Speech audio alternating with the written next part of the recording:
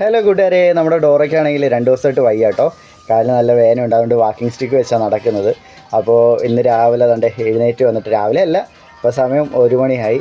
അങ്ങനെ എഴുന്നേറ്റ് ജോലികളൊക്കെ കുറേശ്ശെ ഒതുക്കിക്കൊണ്ടിരിക്കുക. നമ്മളിന്ന് വാങ്ങിച്ചേക്കുന്ന ഉലുവ മീനാണ്ടല്ലേ, നാസിയുടെ നിന്ന് മേടിച്ച് വെച്ചാൽ ഇപ്പം 1.5-2 ആഴ്ചയായില്ലേ? 2 ആഴ്ച ആ അയലയൊക്കെ നമ്മൾ മേടിച്ചിട്ടുണ്ടായിരുന്നു.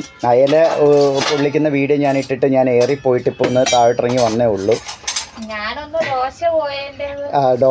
ദോശയിൽ ഒന്ന് ഏറിപ്പോയത് ഇതുവരെ മാറിയിട്ടില്ല, അതിപ്പോഴും ഏറി തന്നെ നിൽക്കുകയാണ്. താഴോട്ടിറങ്ങി വരാൻ സമയം കിട്ടിയിട്ടില്ല.